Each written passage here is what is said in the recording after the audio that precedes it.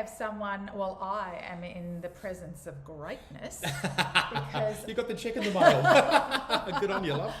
I am with the famous flower man, David Laws. Thank you so much. Oh, for darling, my pleasure. Thank inviting you. me into your home to thank have a you. chat about what it is that you do and what message you have for the world. I know this, our little podcast, Why Don't I Know That, is mainly aimed towards women. We started it as women, but men have opinions about women too. Yeah, they do. So we'll be careful about that. But it's more about, I think, your gift that you have is to share with anyone, whether it's men or women. Of course. So how did you get the title, The Famous Flower Man?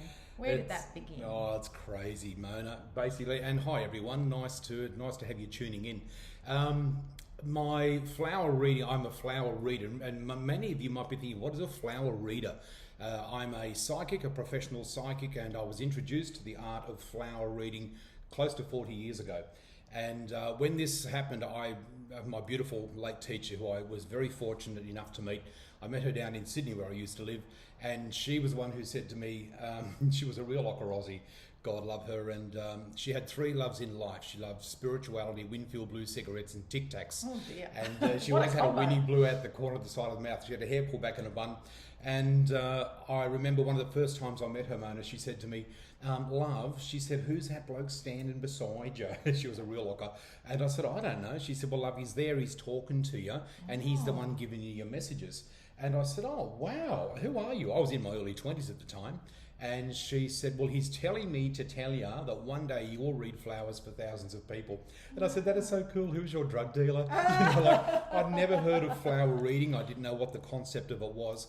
And she said, well, I reckon you should come over to my house one Tuesday night and I'll show you how it's all done. And I thought this crazy lady, was, sandwiched sort of a picnic. But I went over there, and back in those halcyon days of the early 80s, honey, oh my God, every second person... Ouija boards. Yes, that's right. Ouija That's boards. how I And grew up. that's right. Ouija boards and seances and Yes. so all that sort of thing. Yes.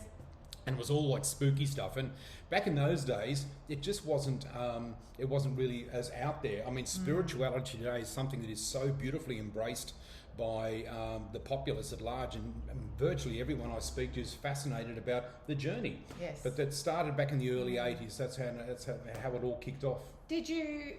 So that was in your early 20s, but did you feel like there was something different about you before then? So as a child growing up, sometimes we have that awareness, it's all right to look back and Yes. see, but did you feel that at the time? A little bit, Mona, but really in those early days, I used to feel things and know things about people, but it never stood out anything differently in the sense that I'd say to mum and dad, don't you see this, or can't you understand? I would say to mum, but your friend's pregnant, like she's going to have a baby girl, how come you don't know that?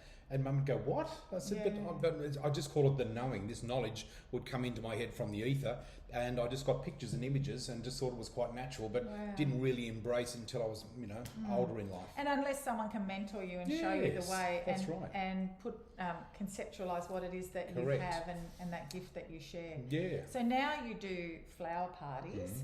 So, I picked up some little flowers. And normally, when you have flower parties, you don't know what people bring. Correct. Is that and right? It's in a paper bag. Yes, so it's in a paper. Everyone puts theirs in a paper bag, and then you pick one and you Correct. tune in. Yes, so basically the way that it works is that I work on anonymity in the sense that I walk into a room full of people and everyone has a flower or a leaf or piece of foliage. Yeah, there we go. That's all right. And it's marked with a number or a symbol. Part of the magic of what I do, Mona, is that when I go into a room and there's a group of people there, I don't know whose bag it is. So I make it a point of closing my eyes. I'll pick up the bag and say, who owns the bag? And I'll have a bag identifier there who'll say, yes, David, we know who owns the bag. And then all of your messages will channel through. Yeah. The beautiful way that I work is that you'll get all your messages before I know that it's your flower. So I don't identify the owner of the flower until the end of the reading. Does it matter if people try and trick you? It's like people who go to psychics and they go, oh, tell me. I don't need to tell you anything because you're supposed to know. So with flowers, do people then go out of their way to go, I'm just going to pick something really freaking weird and test him out? Well, you know what? It's a really good question because guess what happened once? This happened A many. rock. No, I've had rocks. I've had rocks given to me. But I thought, okay, you're right, bit of a hard nut, but anyway.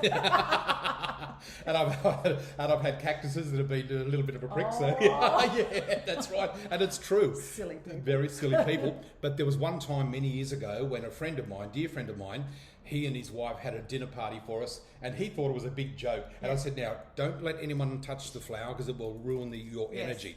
So everyone's very careful with this. And Wayne said to everyone, come on, touch the flower, blow on the ears. They said, you can't do that. So he did that, and everyone touched it, everyone blew on it, and put it in there to see what happened. Guess what happened? Oh, all the readings were going really well until I picked up this one bag, and I went, oh my God, I feel like I've got schizophrenia. I've got all these personalities in my head. And it all came through. Everyone just felt at peace. That's right. And I said, I can't read this. I said, it's too confusing. Wow. Wayne was, he was completely blown away. And he just had this solemn face. He said, mate, I will never doubt your gift ever again. And he said, I want to apologise. I said, don't apologise, mate. He said, no. He said, I was taking the mickey. And he said, I got slapped from the spirit world. There you go. The spirit world will always come through. And I'm just the messenger. The messages come through me, not from me. Yes. Yeah, so when you do, are there any things that stand out? Like any particular things that tend to happen repeatedly that, occur at flower parties? Like, is it It's a beautiful. It's a nice question, Mona. It's a beautiful journey into knowing a little bit more about you in the sense of the ether or spirit or universe coming through. And it's beautiful because people think this guy does not know me from a bar of soap. Right. I've never met this fellow, and why is he telling me all these things that I know about myself? Who is out there or what is out there that knows me, and how could he possibly know this about me? Because it's impossible for me to research. Let's say, for example, that I researched you. I think, Mona's going, so what can I find out about Facebook her? Profile. Facebook profile. Scary place to go. That's right. I know all about you. But then when you put your bag in the middle, I don't know which one's yours. That's right. And that's why it negates all the skepticism, and people go, oh my God. And lots of people are skeptical, but they're open-minded. I said, that's great, because I'm a skeptic with an open mind. Yes. But I say to people, as long as you've got an open mind towards anything in life, that's all you need. You need to be open-minded. But it's very important to be a little skeptical, otherwise you'd be a con man's dream. Exactly. But that's what really gets... Do you think vulnerability plays a part in the power of what you can do and how much messages or information comes through for that person if they are, truly... Yes. Give themselves to that world and really want to know. 100%. This all works on energy, guys. It works on energy. So how energetic, open and effervescent you are, the universe is going to respond. Because, see, the universe is only ever responding to your energy. Now, some people come along to these parties and they come along and it's so funny. I picked up one flower the other day. I picked it up and went, oh, sweetheart, why are you here? But you want to be here, but you don't want to be here. But you want to be here, but you don't want to be here. And they all started to laugh. And I said, you don't want to know, but you want to know. But you don't want to know, but you want to know a little bit. And she nearly fell off the chair laughing. She said, the girls dragged me here and I don't really want to be here, but I'm kind of intrigued. Are they scared? Yes. I think they're a little scared, or not scared, but a little bit, oh gosh, what am I going to hear? Yes. And what am I going to hear if it's in a group of people? Am I going to be told? It's exposed. Exposed, but it's beautiful because the way that I work, I'm not here to tell you, oh my God, you're having an affair. I know who it is. I wish. I know, don't we both love? So it's not like that at all because people think, oh my gosh. And let me tell you, sometimes you can get a challenging type of a message from spirit, but they are so diplomatic the way they bring it through, and they make it almost sound like it's a third party. Right. Now, I'll tell you, just recently I picked up a flower bag and I saw a ring coming off. Oh my God, it came off with anger, a wedding ring come off, and I heard it being flung against the wall, and I heard the effings in the seas and anger. I knew that this lady's marriage was over. But here's what was beautiful, because Spirit said, tell her. I said, sweetheart, I don't know who this person is, but you're going to witness this breakup between two people. So I made it sound like she was a third party because I didn't know whether the other people around even knew. But I knew it was her. Well, guess what? It was crazy. At the end of it, all the information came out and all the girls were there with their arm around their friend. And she said, I just recently discovered my husband was having an affair with our company secretary. And I told her it was on a Thursday. And she said, I think it's a Thursday. She said it was Thursday 2 weeks ago. Wow. I took the ring off and I threw it against the wall. She said, it's like you were in the room, the way you described it. Yes. But she said, I love the way you brought the message through because if the others didn't know, they would have said, "Oh, do you know who that is?" And she Yes. would have said, "Oh, I don't know," Yes. but it could have been her. You know, Yeah, so you do it absolutely. you've got to be very diplomatic with the way you deal with it. But Yes. mostly, it's very uplifting. Yeah, very uplifting. You mainly deal with women? Most of your parties are women? Mainly, yes. Although, guess what? The other day, did you see what I did? Yes, I did see that. I've been Looked conducting, like a oh my gosh, I've been doing this work full time now for 13 years. I mean, who in their right minds, guys, who picks flowers out of a paper bag for a living? I've been doing this for 13 years now. And Sounds wacko. It's wacko. It is wacko. It is wacko. I love wacko. I do wacko really well. Yeah. And I've travelled all around Australia, and I've got people all in virtually every capital city. I can land in any city and pick up the phone and say, "How I'm in town." "Oh, good, come and stay with us." What was I talking about? About women, mainly your audience. Mainly are women, yes. And then just a couple of weeks ago, I was booked to do a party, and a fellow made the booking through my office. And Tracy said, "This guy is insistent. He really wants you to come up on a Saturday." And I don't really work on a Saturday. Long story short, I decided to go. He made me an offer I couldn't refuse to go. It turned out to be a bucks party. And I thought, what, a bucks, 12 men, all tradies, all in their 30s. So great. And I just thought, what the hell? But I went up there and I could feel the air crackling Yes. behind me. I thought, oh my God, this is just going to be so Yes. good. I wasn't perturbed at all. And when I walked in, all there was beer, bourbon and blokes. Oh my God. And You were in heaven, I weren't you? was in absolute heaven. Not one of them was single or gay. Oh. They're all straighter than the Nullarbor plane. But anyway, Bad luck. bad luck, love. Next time. But we got down to business, and the boys said, "Look, you know, they're having their beers," and they just said, "You know, mate, we're pretty sceptical, but what's all this about?" And I thought, Yes. this is fantastic. Yes. I channeled non-stop for about 4 hours. And they all brought a flower? Everyone bought a flower. That's They all bought a. unreal. They all thought the guys were, because they only found out half an hour before I arrived that I was coming. Two of them knew, Yes. the groom and the best man, because they organised it. Yeah. But they only told the boys half an hour before I got there that what was happening in the afternoon. And they went, "What? A guy's coming to read our flowers?" And I So went, funny. "Okay, well, let's do it." So they did it, and 3 of them were in tears. That was just Wow. their loved ones come through. So it was Wow. really nice. Do you find that women are more open to this than men? Is it something Well, that... you know what? Good question. Women, by and large, are very open to this world. Is it because we Yeah. rely a lot on our intuition? Correct. I think Absolutely. many women do. 100%. You're 100% correct, Mona. And the lovely thing is, in the many, many years, I've been doing this work for decades now, and oh my gosh, men are just like the proverbial flower that's opening up and blooming. And even guys, I've had many guys say to me, "You know what, mate, I wouldn't have been seen dead doing this 5 years ago or 10 years ago, but what's going on? They're just interested to have a look over the fence, but once they have an experience in this, Yes. the way I do it, they just get blown away. Not one fellow has ever said to me, "What a crock of shit," or walked out and said, Yes. "Oh no." They've gone, wow. Yeah, And yeah. It's something, it's like, why don't I know that? Why didn't I know, like, that's why right. don't I know that this Why- exists? That's right. And why didn't I know that it was like this? I think some people, Mona, have preconceived ideas about what this work is if they've not experienced it, and they hear Yeah. about the charlatans and the you know, the Yes. con Yes, people of and course. stupid That's things. in And any business, of though, course isn't it is. It is, honey. It is. Yeah, so But spiritually, like, I think that's something that a lot of people, especially because of the last couple of years, and Yes. nearly 3 years now, we're heading towards, crazy milestone that we're still in this place.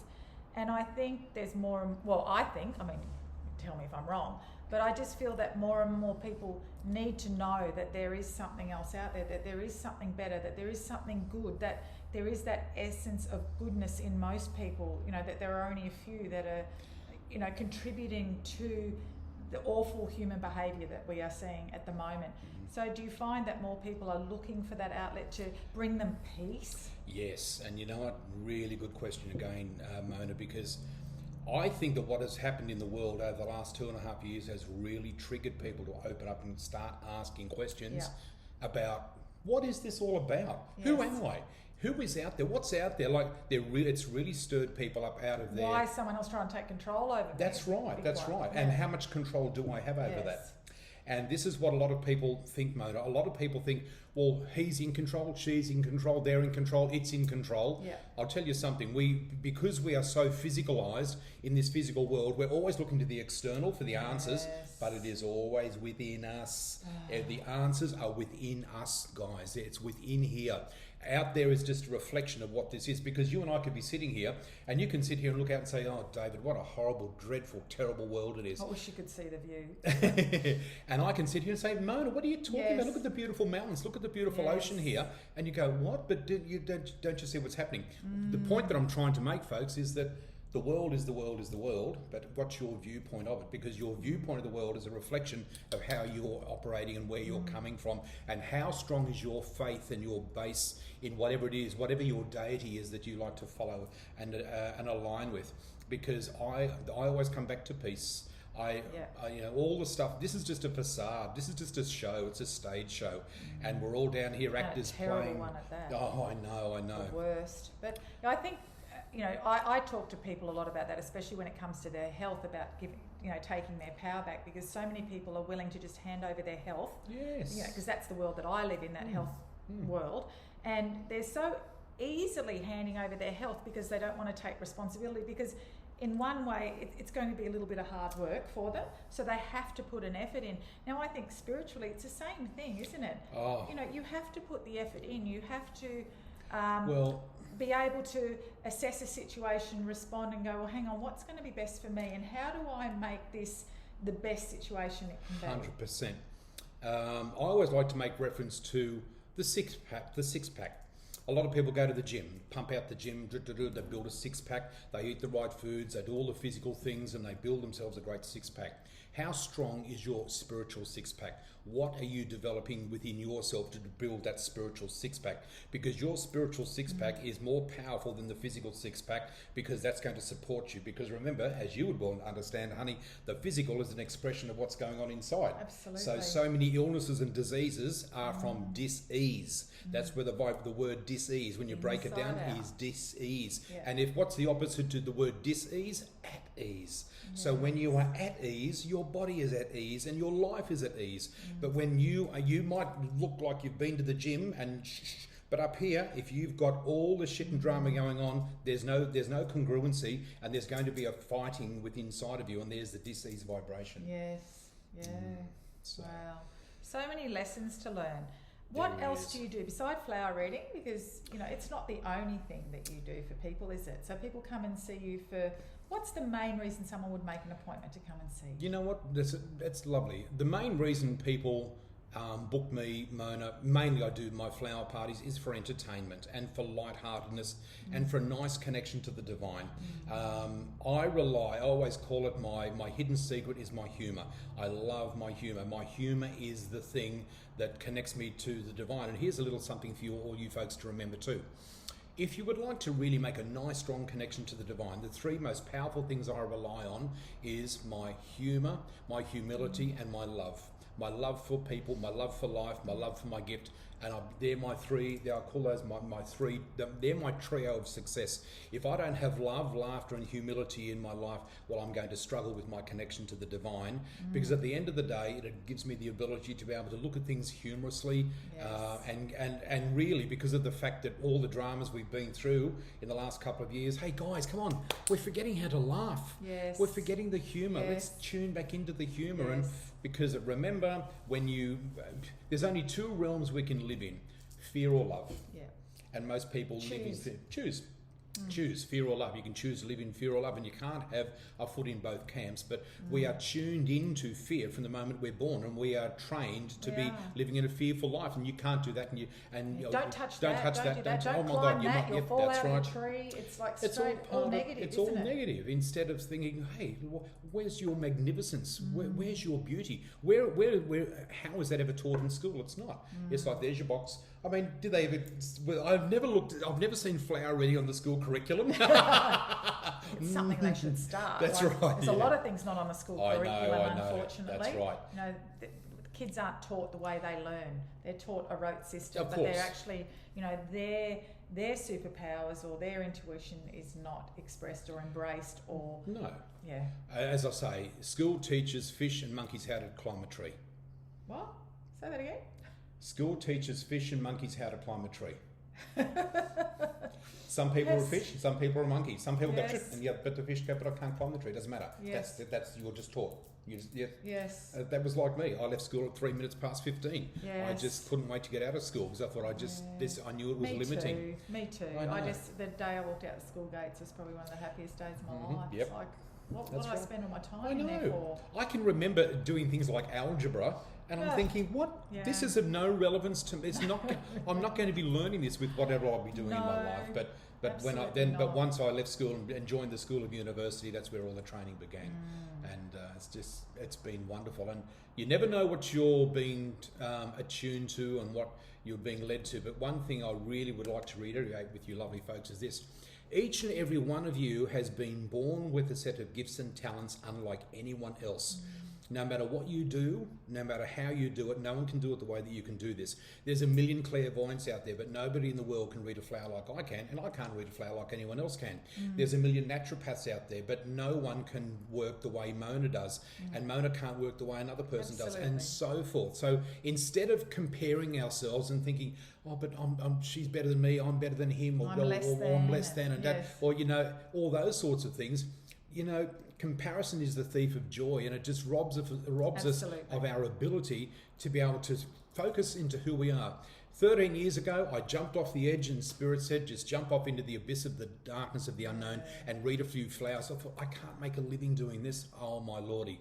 I've not worked in 13 years because this has not worked to me. And I've had more success in this than I ran newspapers for 12 years in Sydney. Wow. So I had a corporate background in the media industry and loved it at the time. And I'm a copywriter by trade, done all those sorts of things. But this is what I was born to do, even though I didn't realise it. It's what you're aligned to do. Yeah, you found your joy. That's right. Even though it was a gift that I had, I thought, I love doing my little readings and helping people. But do it for a full-time living? Nah. But that's the one thing that I, try and tap into a lot with people, because when they're out of balance or out of sync, they haven't found their joy. When you ask people, like a question that I often ask, especially women, is what is it that brings you joy? What makes you happy? That's right. And it is one of the most difficult questions for people to answer, because they've just forgotten. They've got so lost in expectation of who they should be, what they should be, my gosh, and the world around them, that they've completely lost touch with what it is that brings them joy. Oh my gosh, that is 100%. I spent a little bit of time working at the Golden Door Health Retreat. Yes. I worked there for a couple of years, and I was there as a bit of a spiritual advisor and guide. That was about 10 years ago. And we had lots and lots of people come from all over Australia, indeed all around the world, who were very high-flying people. And I'll never forget, one fellow came in to have a consultation with me one day. And the thing I loved about up there was all T-shirts, shorts and runners, no names, no pack drill. I had no idea who this fellow was, except that he was the CEO of one of Australia's largest and most successful companies.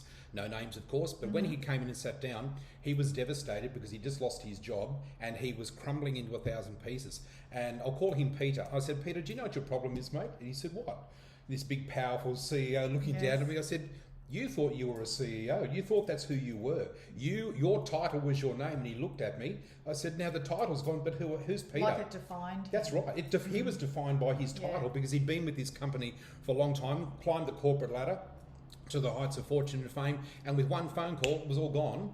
And I said, you don't know this yet, but this will be one of the greatest gifts you've ever been given. Guess what I found out? I found out about 2 years later, he had gone into helping kids stay off the streets in crime in Melbourne. How wonderful. And he had found a whole new lease of life. And I just knew it. I thought, the lady who was the program director said, hey, you know that guy you spoke about? And I said, yeah. She said, guess what's happened to him? And that's what it is. And I hear this constantly. Yes. So your greatest tragedy can be the beginning of your greatest joy, because that's what happened to me. 13 years ago, my life crashed and crumbled into 1,000 pieces. I lost absolutely everything, and I had $49 left in my wallet at the age of 49 after travelling the world and having a very successful life. Everything was taken from me, but everything was given back to me, and the Spirit just said, there's no now such you thing work. as a mistake, just learning. It's learning, and it gives me license to look someone in the eye and say, don't worry, sweetheart, you'll be fine. This will be a good thing. I think people need to check in with themselves every now and again, and one of the things I was taught many years ago, I went to I think it was like a big meditation thing, we'll talk about that in a minute too, but one of the lessons was for people to go home and sit in front of a mirror, even with just a candle flame or something, in sort of semi-darkness, and look at themselves in the mirror and say, who am I? That's right. Who am I? Like, all right, I'm a mother, I'm a naturopath, but who am I? That's right. because I'm more than all that. That's right. Did you know about the left eye? No. When you look into your left eye? Oh, see, when Yes. you look into your left eye, and when you look into, if I'm chatting to someone, Yes. and I'm chatting away, but I just every now and again glance into the left eye, but glance into their left eye, do you know that when you look into the left eye, it's a connection to the soul? I didn't know Yes, that. it's a connection to the Giving soul. me goosebumps. Oh, guess what the goosies are? When you Oh. get the goosebumps, guys, that is spirit. That's validation for you, Yes. because when you look into the left eye is expression of the soul, and your right eye is your intellect, ego, and the conscious Wow. mind. But the left eye. So when you're looking, if you would like to make a really nice connection with somebody that you're meeting. Don't sit there and stare at their No. left eye, but every now No. and again and just bring your focus into their left eye, chat, bring the focus into the left eye, and you'll make a beautiful connection. And as Mona just said, if you sit in front of a mirror with a candle, do that, look into your left eye, Left and you eye. will see yourself, Who are you? who you are. Who am I? So talk about meditation, because I recently came to a beautiful meditation evening here that you Yes. hold in your home, which was absolutely gorgeous, and followed by delicious pumpkin soup, mind you. He can cook too. So Soup for the soul that's- meditation, we call it. Yes, it was wonderful. And why do you think meditation is so important? Oh my gosh, wow. It's a huge question, isn't it? Well, it is, honey, but you know what? It's one of the most powerful, most important Yes. questions of all. Meditation is the key. They say meditation is the super highway to the super conscious, and it really, really is. Too many people think, oh, I can't meditate. No, I've tried meditation. No, I haven't got the mind for it. They are the very people who need this. But meditation, good meditative practice, takes many, many years to master. I'm still a long way from mastering it, but I understand the importance of taking that time out to go into nothingness, go into the stillness, because this is where you will connect to that beautiful inner essence that I was speaking about earlier. Is we have so much within us. There's another world in here, guys. There's a world out there that we see and that we're connected with physically, but if we learn to close the door on that and go within, the silence that we go into is something profound, and you come out of it with a sense of profoundness about life, and then you'll start to become the observer of life, not in it. And that's what I've learned to do. I look at life and think I'm here as an observer. I'm just watching. I'm just looking. I'm in it, but I'm not a part of it. Sometimes I feel like that. Sometimes I feel like I'm in a bubble. I could be in a really busy place, and I can sort of go into this bubble and just not allow That's that to right. affect Exactly. me, and I can just float through. Beautiful. To be unaffected. Because a lot of people can't do that, and a lot of people mistakenly think that to go into meditation, they have to go into meditation. They have to see their guides or meet someone, too much expectation. And they go in expecting something along the lines of, well, I went into meditation, I got nothing. I said, good, because the whole point of meditation is to take you into the peace and the silence, and then when you start to practice that and you just become so peaceful, do you know how it works? One day you could be pushing a trolley down the middle of a supermarket, and all of a sudden, boom, all these inspirations and messages and things. You think, where did that come from? That's a result of your meditation. So the point of meditation is not to go into it to get an answer out of it there and then. That's not. It's to still your mind from the noise. And that's where, because there's that beautiful, I call it the lake of tranquility, that we can swim in inside. It's always there waiting for us, ever patient. Stillness is something that a lot of people need to learn, and it's especially in our modern world where everyone's so busy. Our kids, it's like they almost have to be stimulated all the time. Like they don't know what it is to be bored. No. And to be in that stillness and to allow your creativity to come through. So Correct. I think, meditative practices, yoga practice, all those things are very important. And it's something we should be teaching our kids 100%. from a young age on how to be still and how to just allow the world to move on around them. That's right. It's a really good point you make, Mona, about being connected. Isn't it funny?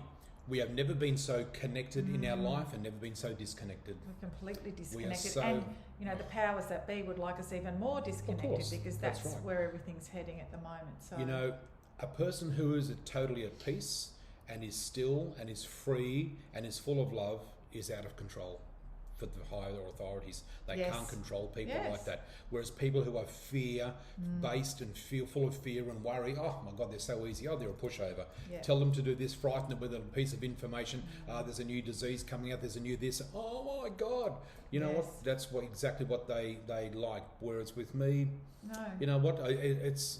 you get to a point where, I've got to a point where I'm pretty much spiritually bulletproof in the sense of throw it at me. Because you know what? Yeah. I've got no fear of death, because there is no death. There's only death of the body, and then you move on to the journey. So once you lose your fear of death, what else is there to fear? It's interesting to comprehend, though, isn't it, how people have responded to the world around them in the last few years. And we were just talking about that before we started this, how some people have such a great awareness about what's going on and are at peace for themselves to move through it. I've never let fear over. I've just sort of gone, oh well, hey, I'll still live my life the way I choose, because I'm the one in control here of my life. Yes. But yet there are some people who are so fearful, so disconnected, so unaware of the impact that these decisions have on other people. That's too. Right. That they're so focused on their own tiny little world that they don't have the ability to see the bigger picture here. And I find that really interesting, how there are these two mindsets of what's going on at the moment. That's right. Because will they ever see it? Well, do you know what? I think it will get to, it's almost like a point of pain. To the point of pain where something, because life, sadly for some people, is becoming more painful, more stressful. Cost of living going through the roof, interest rates going up, more pressure. Jesus, I need to get a third job. I need to get a fourth job. We better get 2 more jobs and pay for all these things. And what's that doing to this? Oh my God. We've lost our sense of working with creativity, and work with the creator, work with your divine supplier, understand that your supply comes from the divine, move out of fear. And people might say, well, who's going to pay my bills and who's going to pay this? Of course we have, but we have to understand that everything has to be paid for, but where is your point of attraction? What are you manifesting? What are you aligning with in the sense of your belief in that sense? Because honestly, all of those things are a part and parcel of life, but if we align with the fear, we'll create more of it, because, where energy goes, energy flows. So if you're focusing on what you're worried about and fearful of, you'll get more of it. That's as simple as that. It's a basic spiritual law. I suppose that's where affirmations come in too, isn't it? And speak in the present tense. Always speak in the present tense. Yes, always, like it's happening now. That's right. Speak in the present tense, and the number one word, gratitude. Be grateful for, as Mona said a minute ago, I wish you could see the view here. It's a stunning, beautiful blue sky, sunny day here on the Gold Coast. Looking down on the beach here, we've got the mountains over here. And there's not a day that I don't wake up and think, I'm grateful for my beautiful home, grateful for my life, grateful for my gift, grateful for so many things. And gratitude is the attitude. And the more grateful you are, the more that comes. And when it comes as no surprise, but I just say, thank you. I'm not surprised, but thank you for bringing that in. Such a nice way to sort of wrap things up. Yeah. And then my last question is, if there was one message that you could send out to the world, what would it be? Oh, gee, wow. Oh, no, we've got another hour. What message would it be?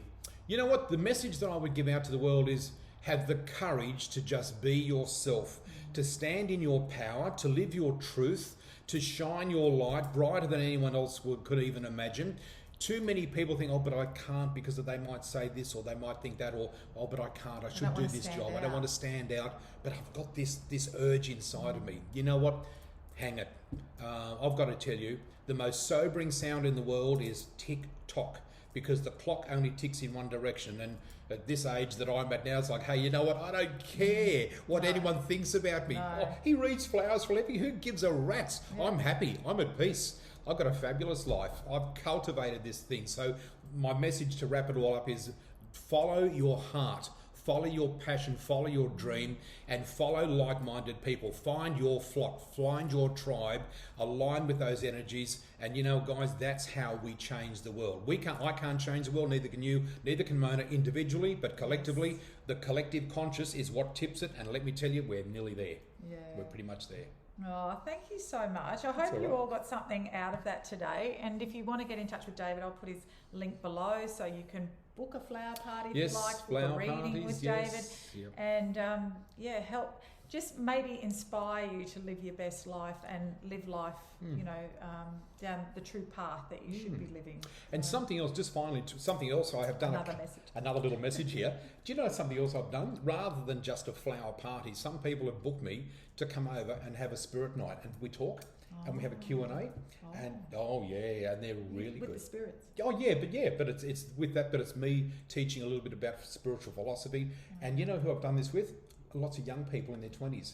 They've booked me. One lady booked me for her 21st birthday party, and I sat around with all her male and female friends, and they peppered me with all these questions about what have you, and they said, this is a better night than going out to a nightclub. We just love sitting down and talking to you. Wow. So awesome. Lots of that. Well, if you're ready to open your heart to what is out there, to the rest of the world, that it's not just here, there's so much more around you, then maybe you need to chat to David. Thank you so much, darling. Thank you today. so much. It's so lovely. Oh, I love it, love it, love it. It's been lovely to meet you here, folks, and I do hope we have the pleasure of crossing paths one time. Yeah, thank you so much. You're welcome, darling. Cheers, Thank you. everyone. Have a great day.